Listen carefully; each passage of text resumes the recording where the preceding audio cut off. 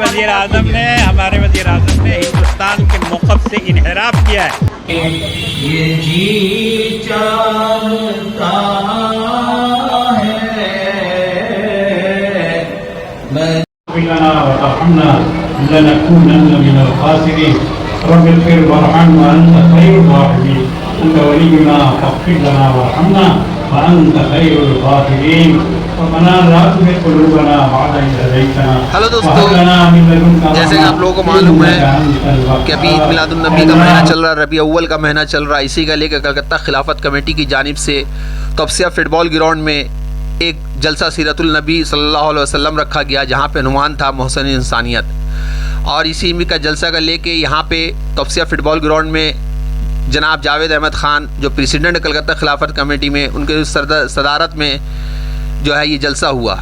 اور یہ حکومت مغربی بنگال کے ریاستی وزیر بھی ہیں جناب جاوید احمد خان صاحب، اور اس کے ساتھ جو معزز شخصیت حاضر ہوئے تھے وہاں پہ سیرت النبی جلسے کے پروگرام میں شہر کے بہت سارے علماء کرام شخصیتوں نے حصہ لیا۔ اس پروگرام کے خاص مقرر تھے حضرت مولانا قاری فضل الرحمان صاحب، امام عیدین ریڈ روڈ، حضرت قاری شمش الدین صاحب جماعت علماء ہند سیکریٹری مغربی بنگال، حضرت مولانا ابو طلحہ جمال قاسمی صاحب، حضرت مولانا خورشید عالم ندوی صاحب۔ اس پروگرام کے جلسے کی صدارت، جیسے کہ میں نے آپ کو پہلے بتایا، کلکتہ خلافت کمیٹی کے صدر اور حکومت مغربی بنگال کے منسٹر جناب جاوید احمد خان صاحب نے انجام دیا، اور کلکتہ خلافت کمیٹی کے تمام ممبر موجود تھے، ایگزیکٹو ممبر وغیرہ بھی موجود تھے، جس میں سینئر نائب صدر جناب منصور حسن صاحب،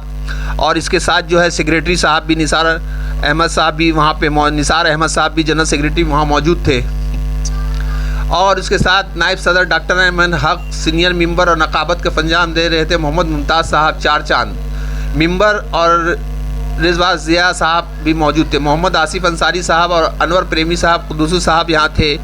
فٹ بال گراؤنڈ توسیہ میں جو کلکتہ خلافت کمیٹی کے سیکریٹری تھے، اور اس کے ساتھ ہی جو ہے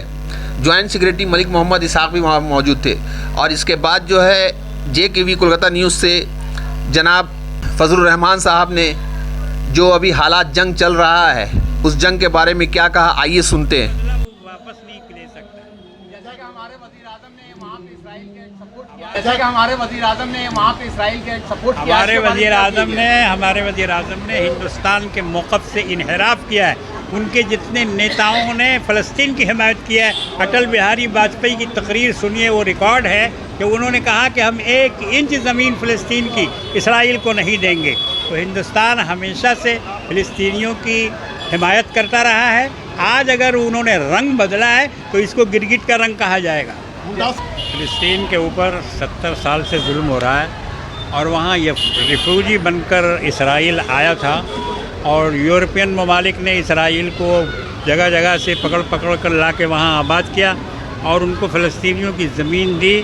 تو آج اسی کا یہ نتیجہ فلسطینیوں کو بھگتنا پڑ رہا ہے۔ ان کو کھدیڑ کر غزہ کی پٹی میں بھیج دیا گیا ہے، اور اسرائیل ہر طرح سے ان پر ظلم کر رہا ہے۔ کوئی مہینہ ایسا نہیں جاتا، مہینہ کا دن ایسا نہیں جاتا کہ جب وہ بمباری نہ کرتا ہو اور 30 35 40 50 فلسطینیوں کو شہید نہ کرتا ہو، ان کی عورتوں کی بے آبروئی نہیں کرتا ہو۔ تو آخر کب تک کوئی برداشت کر سکتا تھا؟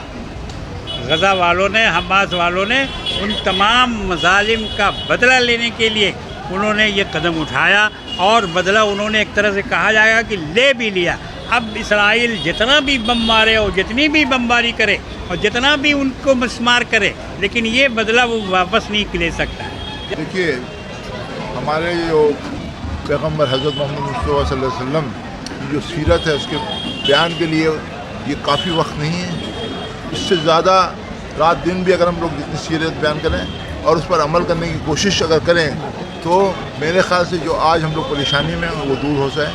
اور کم سے کم ہم یہ کہہ سکتے ہیں کہ ہر مسلمان کو